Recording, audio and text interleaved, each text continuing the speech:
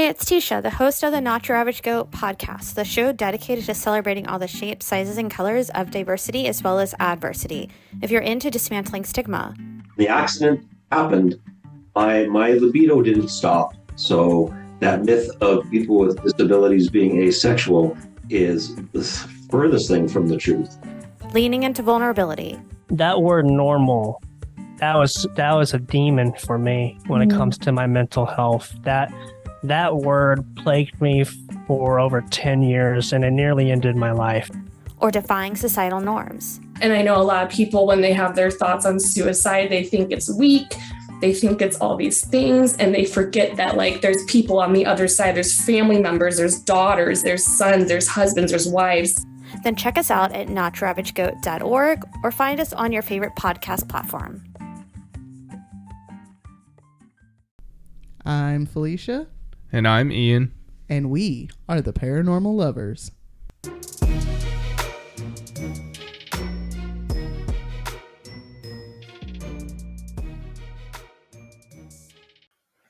Hello, paranormal dudes, dudettes, and dudays. Welcome back to another episode of the Paranormal Lovers. Hey guys. Hey guys. Thanks for joining us back for another week, episode 87. 87.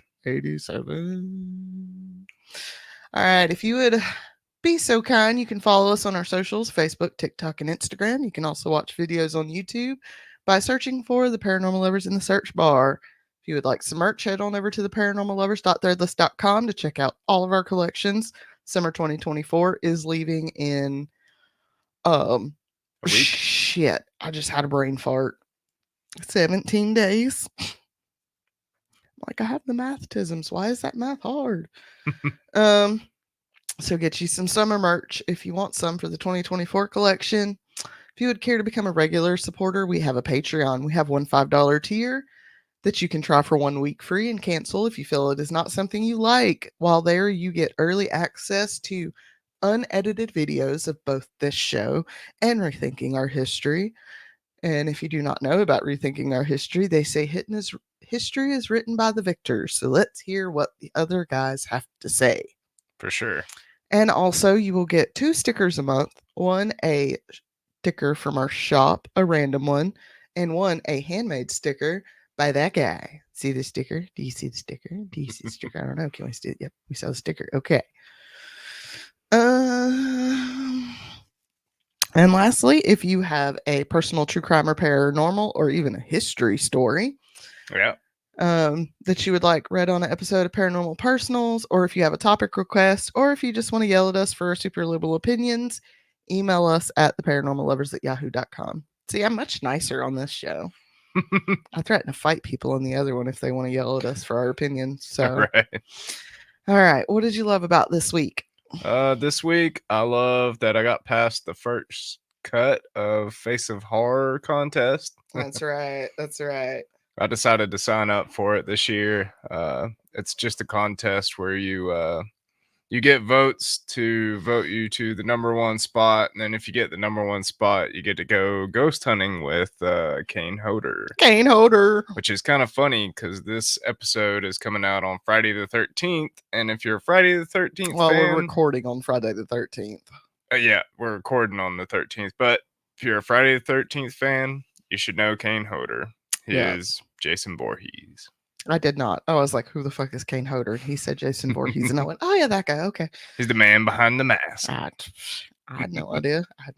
They could have all been a different man, and I wouldn't have fucking known the difference. I want to say there were a couple of different guys, but probably he was the most well-known one. Yeah. Ian will stick the link for that in his show notes, and we'll post it if you guys want to go on there and vote.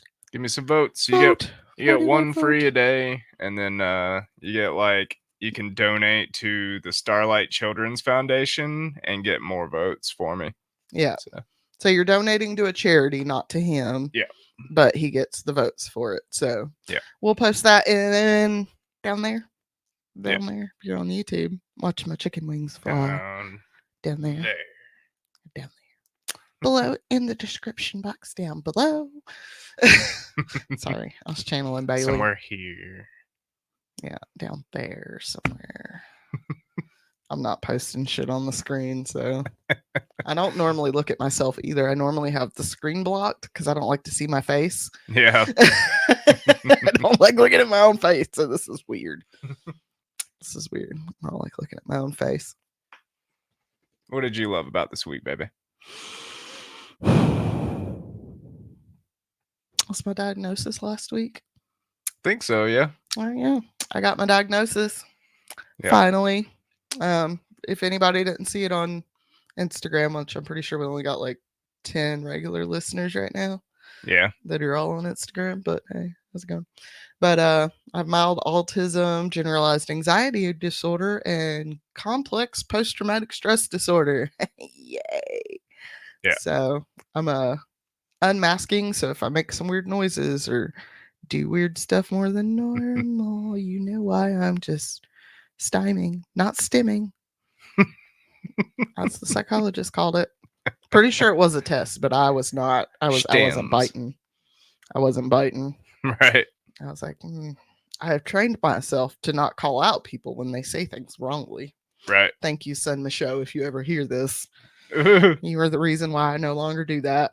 Listen, when a linguistics professor calls you an asshole for calling out people for quote unquote poor grammar or quote unquote broken English and tells you there's no such thing as broken English, only rules made by broken people to break the unbroken, you go, yes, sir. It's an extremely complex dude. He's amazing. He's not complex. He's gullah geechee and smart. Yeah. And can say words better than anybody I know. Right. So yeah, I'm happy to have a diagnosis. It's it has definitely been a shit. I don't know how to word it. It's been nice that when I do something now, instead of the little voice in my head that's like, God, you dumbass, like you piece of shit. Why the fuck would you do that? Yeah. That little voice in my head starts to speak up and I go, I'm autistic. And that little voice shuts up. So Yeah. like, you know, I'm starting to like kind of get into the groove. Like, okay, this isn't, because that's the thing with a lot of people that get late stage diagnoses like this. I mean, I'm going to be 40 in 2 years. Yeah. You know, my birthday's in less than 2 weeks. Mm-hmm.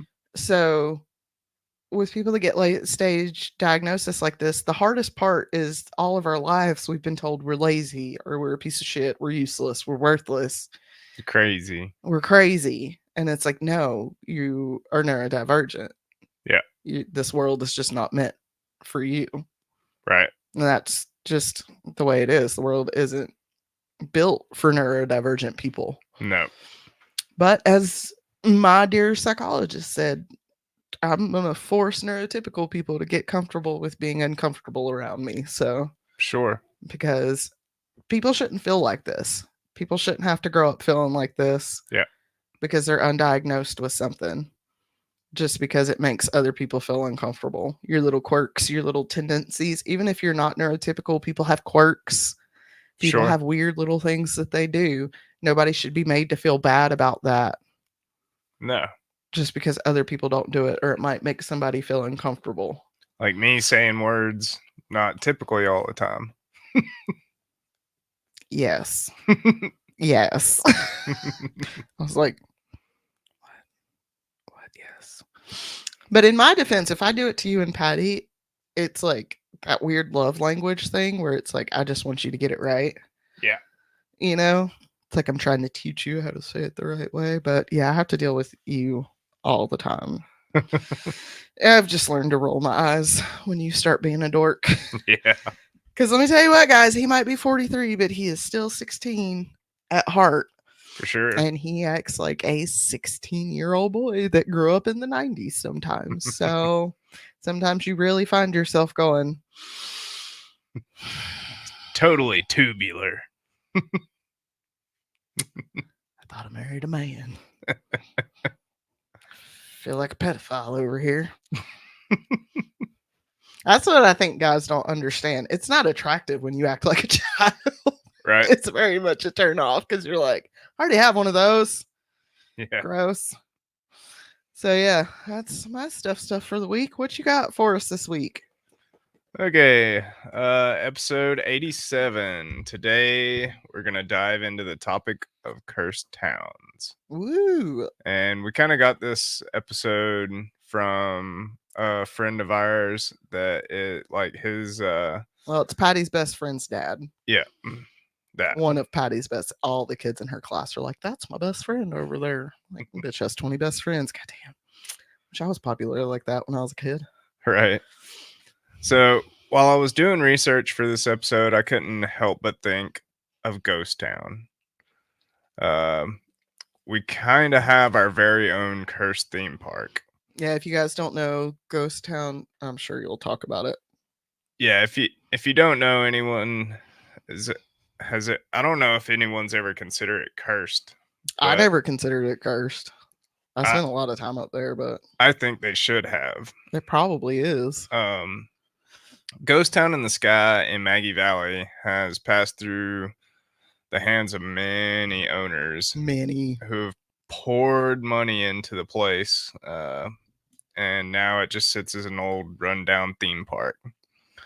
My granddad was a gunfighter there for a while because they did like bank robber and cowboy every day fights. They had like I want to say they did 4 or 5 shows a day where at certain times gun cowboys would come out. They'd start shooting at each other and they'd do a whole thing up there. And it was my when we first moved up here, my mom and my stepdad worked up there for a summer. Yeah. And I spent all summer up there. Right. So I had it was quite an interesting way to be introduced into the area. I'm sure. I also worked there for a while. I worked on the chairlift, putting people on and pulling people off of the chairlift. I haven't seen recent photos. It's so sad. And other things. But in my eyes, that place is cursed because there's been many accidents there. People have died. Trigger warning also in this episode, guys. It's going to talk about a lot of death and suicide and the crazy stuff. So if you don't like it, skip to the next episode. But yeah, there's been many accidents up at Ghost Town. And the owners always run out of money.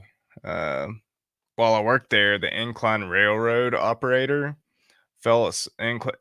incline railroad is I hated that damn thing. It's exactly what you guys think. It's like they took a mountain and they slapped a railroad on it, hooked a rail car with like this big steel cable, and they pull it up the mountain.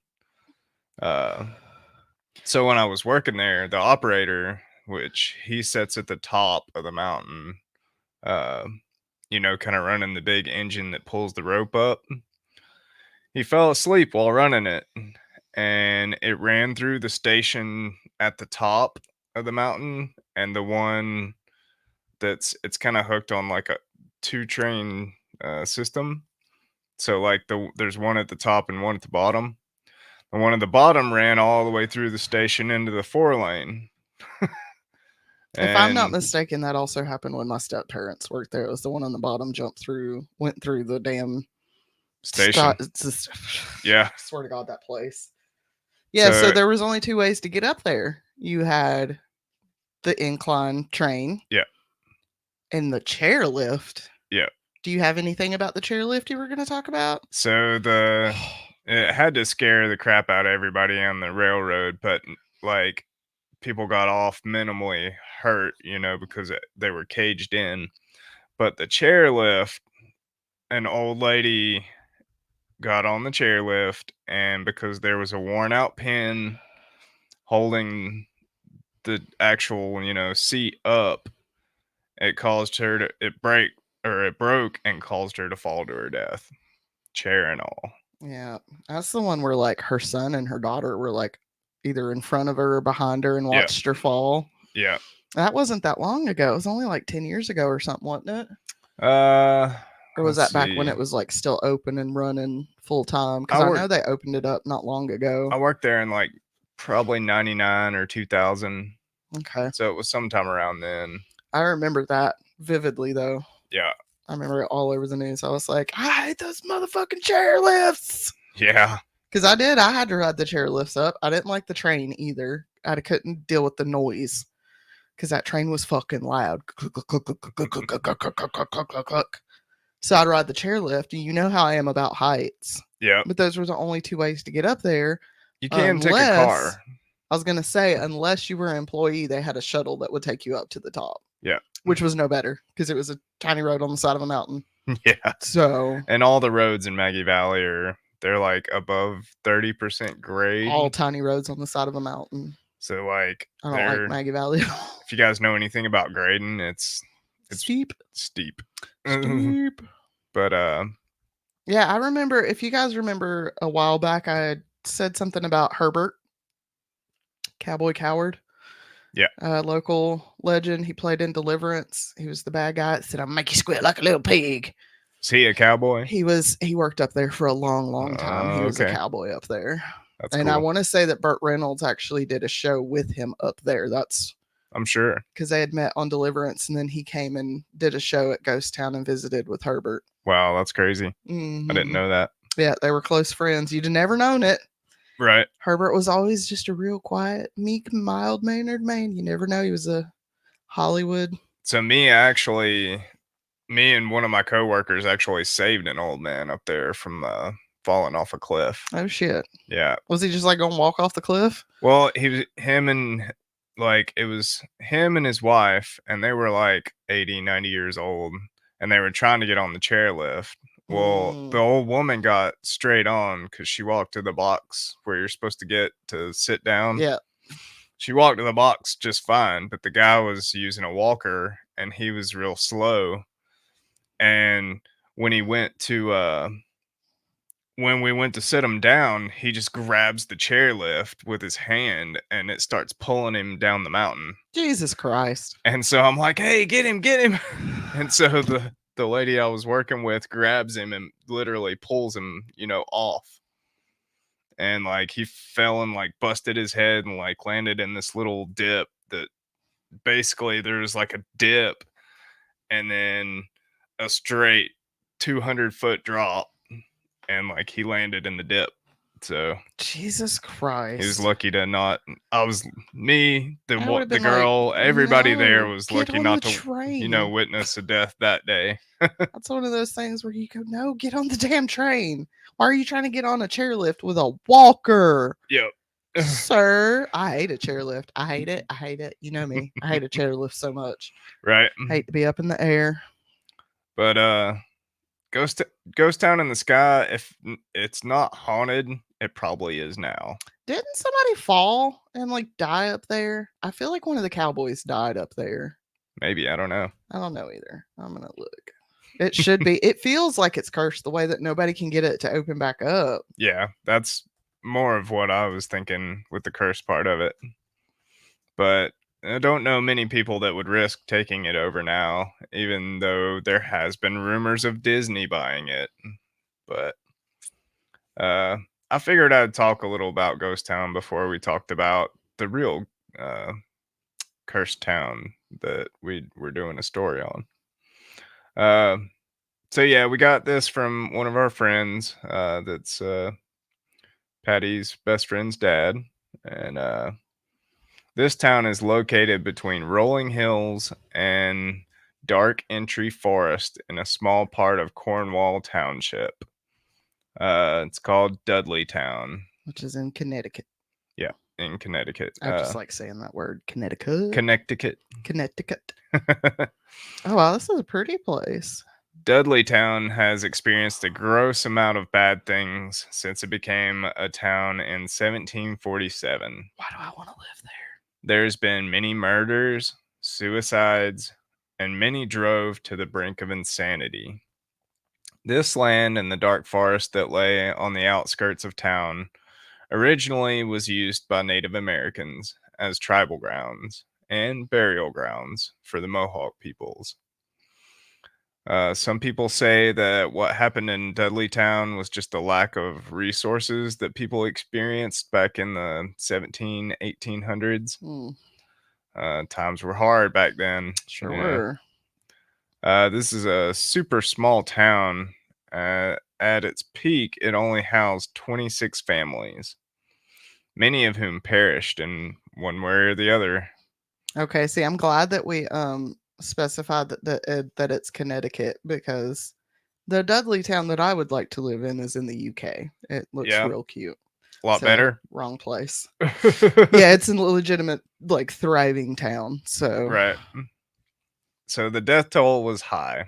The dark forest that bordered the town was said to have demonic creatures that would emerge from it at night.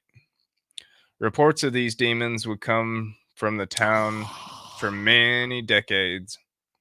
It is said that any of the townsfolk that came in contact with these demonic forces would later wander off into the dark forest to join them. Have you seen Village of the Dam? Yeah. Or The Village, M. Night Shyamalan, The Yeah. Village. Is that what it's about?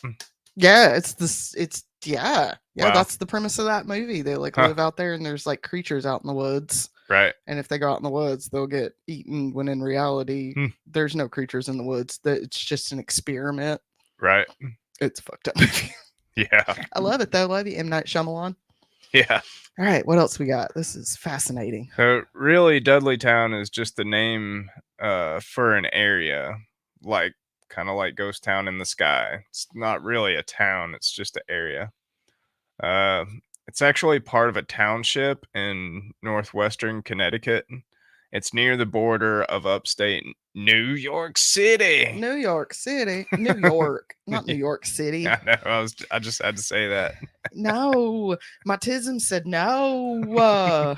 It's either upstate New York or New York City. Yeah. You cannot combine them. I know. I don't care what Sun Michaud says. That's no. No. Its terrain is made up of rocky soil. It's mountainous and it has a high density forest. It's east of Poughkeepsie, which didn't bother Thomas Griffiths or Gideon Dudley back then. It does. It looks like it's. I'm sorry, I'm looking at a map. It looks like it's out in the middle of the fucking wilderness. Which would eventually lead to many of their families' demise. Mm-hmm. Thomas Griffiths purchased the land from Yale College when it was being auctioned off in 1738. The area was called the Mast Swamp back then. Trees from the swamp would be cut down and set afloat the Housatonic River, where they would float downstream and then be picked up to create massive logs, where the logs would then be made into ship masts. So, like some Paul Bunyan type shit. Well, for sailing ships. Reminds me of like the Paul Bunyan story where they'd float the logs down the river. Mm-hmm. In 1747, Griffiths sold off part of his land to Gideon Dudley and his family. How come I picture Gideon from Gravity Falls? I don't know. Dudley makes me think of, who is it has the name Dudley? I don't know. There's a character somewhere. I'm going to have to find out. This is where Dudleytown gets its cursed name from. The Dudley family was made up of 3 brothers. Their family was said to have brought the curse with them to Connecticut. See, back in the 16th century, they lived in England. Edmund Dudley was said to have gotten caught in a coup against King Henry VIII. Was it a coup or a massacre? And, well, he was beheaded for it. Oh, shit. Back in the year 1510. And I figured it out. Dudley Do Right. The Mountie cartoon from back in the day. Right. It was said that this was the curse, or this is when the curse was placed upon the Edmund and his family. The curse was that all the descendants of the Dudleys would be surrounded by horror and death. Edmund's son, John Dudley, was said to suffer a similar fate. He would eventually be executed during the reign of Lady Jane Grey. John's son was also executed. His son was Guilford Dudley, Guilford was in an arranged marriage with Lady Jane Grey, who had served as queen for a short time until she was overthrown. Her being overthrown resulted in all three of them being executed: John, Guilford, and Lady Grey. To make matters worse, Guilford's brother returned from France, and being a military from being a military officer, he brought home a plague that spread to his brother, or that spread to officers and troops. The sickness wiped out massive numbers of British soldiers and eventually spread throughout the country, killing thousands. Jesus. John Dudley's third son, Robert, Earl of Leicester, or Leicester. It's Leicester. Leicester. Yeah, I literally heard a British person say it the other day, and I went, "Fuck." They say Leicester. The Earl of Leicester was a favorite of Elizabeth the First. And then he wisely decided to move from England and to travel to the New World. The family line eventually progressed to Gideon and his brothers, Abel and Barzalia. That's quite an interesting name. I'm literally looking at it right now, and I'm like, Barzalia. Who moved to Connecticut. As the town grew bigger and bigger, the curse on the Dudley family became more evident. Now, this place was just a bad spot to put a town in, kind of like Ghost Town. Yeah, it's literally just out in the middle of fucking nowhere. Like with Ghost Town, who thought it'd be a good idea to build a theme park on top of a very large, steep mountain? I mean, I can understand that. Yeah. Like, it's with Maggie Valley having not the skate, Jesus Christ. What is that place people go to up there? The skiing. Oh, Cataloochee. Yeah, having Cataloochee up there and stuff. I can see why somebody would think, yeah, maybe a theme park on the side of a mountain would be cool. Right.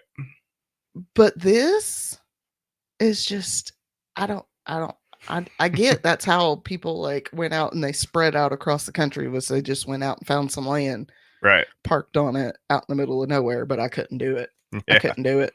So this spot in Connecticut was tucked in between two hills. So after about 12 o'clock during the day, they didn't get any more sunlight. And so the town would be dark and dreary till the next morning. I'm sorry. Do you remember the ECW? Yes. Do you remember the Dudley Boys? Yes. Wow, that's a throwback. They tried to put farms there because, towns need food to keep them going. No. Each farm they tried immediately failed because plants crave Brondo, not sunlight. I cannot with you. The winters there were brutal, and the soil there was really unsuitable for any kind of crops. Timber for the big ships would be the only income for anyone in town. Also, iron ore was found there and would become another commodity. They were struggling. In 1854, there were only 26 families that lived there. So 1854 was their peak. Wow. When Abel became old, he suffered from dementia and bouts of insanity and actually lost his entire fortune. Jeez. When he was no longer able to pay his debts, the town took his property, sold it, and then made him a ward of the town. Mm. He died in Dudley Town at a ripe old age of 90. That's pretty good, especially for back then. Yeah. This is when the Dudley family curse became a part of the whole town. One of the first victims of the curse was Nathaniel Carter. His family relocated to the quiet mountain town in 1759. They moved into a house that was owned by Abel Dudley before he became a ward of the town. And so then a mysterious plague swept through Dudleytown and Cornwall and took the lives of the Adoniram Carter family, relatives of Nathaniel. And saddened by the loss, Nathaniel then moved to Binghamton, New York, from Dudleytown in 1763. Now, those who believe in the curse say that the taint of Dudleytown followed him. I'm sorry. I know what kind of taint you're talking about. My Right. brain automatically went to the other taint. The Carters then moved into the Delaware wilderness in the heart of Native American territory. And during an attack, Indians slaughtered Nathaniel, his wife, and infant child. While Abel was the property owner, a man by the name of Gershon Hollister did a lot of work in the area. He was a good friend of Abel's. Gershon just so happened to fall to his death while building a barn for resident William Tanner in 1792. Whoops. Tanner soon after went insane, claiming that a strange animal from the forest had killed Gershon. Tanner died at an age of 104. Jeez, what's up with the 104 today? I don't know. It's weird. Wild. Also, the Gravity Falls people. Yeah. Talks of demons and ghosts were common among residents, including Tanner. One day, poor Sarah Fay was struck by lightning on her front porch of her home Jesus. in 1854. She was killed instantly. Her husband, Revolutionary War hero General Herman Swift, became insane after hearing the news of his wife's death. I mean, I don't know how I would deal if somebody Right. was like, so Ian died. Like, did a mold fall on him? No. Struck by lightning. He got struck by lightning. I'd be like, That's believable. the gods hate me. The gods hate me. One of the curse's most well-known victims was Mary Cheney, wife of presidential nominee Horace Greeley. A week before his election in 1872, Mary committed suicide. Horace went on to lose the bid for president to Ulysses S. Grant. He blamed the curse for both losses, and then a month later, he died. Jesus. The curse also seemed to strike even into the 20th century. It actually is one of the most unusual stories. One of the final residents of the town, a man named by the name of John Patrick Brophy, was struggling with the town's poor soil conditions and low economy when his wife died of consumption and tuberculosis. Then his two children wandered off into the woods to never return. And then his house mysteriously caught fire and burned to the ground. Jesus. And finally, he wandered off into the woods himself to never be seen again. Jesus. What the hell? One final case of the Dudleytown curse befell on a family in the 1900s.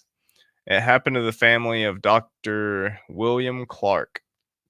He and his family had purchased property there. The house would be a holiday home for his family to come visit and vacation there. Well, one summer in 1918, Clark and his family were there on vacation when William had to leave for around 36 hours to go back to New York for a business trip. After coming back to the property from his trip, he found that his wife was in distress and had gone completely mad, claiming that there were strange creatures in the woods. Soon after she would take her own life, William went on to remarry and remained in the area until his death in 1943. Mm.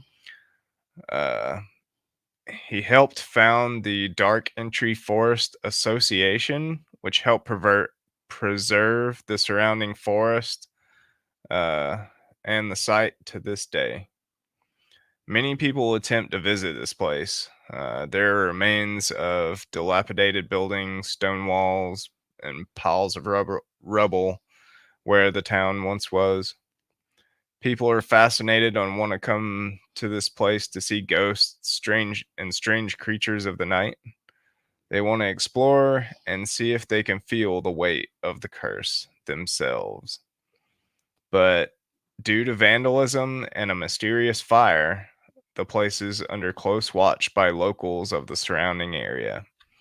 It is now private property, and trespassers will most likely be prosecuted. It makes me so mad that people are just so fucking terrible. We can't have anything.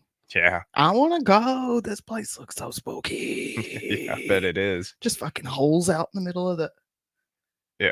Oh, this picture of like a kid's dollhouse. Oh, no. Those who dare to explore the woods that are met with overwhelming feeling of sadness and report the feeling of being watched or even suffocated. I don't recommend any of you going to Dudley Town or the Dark Forest. It's a cursed town, not a theme park. Wait.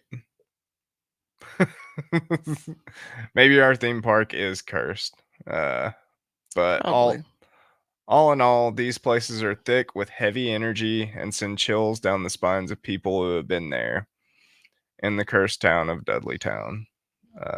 What do you guys think? And do you know of any cursed places? Let us know. Yeah, let us know for sure. Yeah, the dollhouse is creepy. Yeah. Also, I understand the stairs and what exactly the stairs are supposed to be, but I don't know if you've seen any pictures. There's like these cellar holes where the houses are gone. Yeah. But there's just this hole with stairs that lead down into the darkness, and that is I'm like, it's a portal. Right.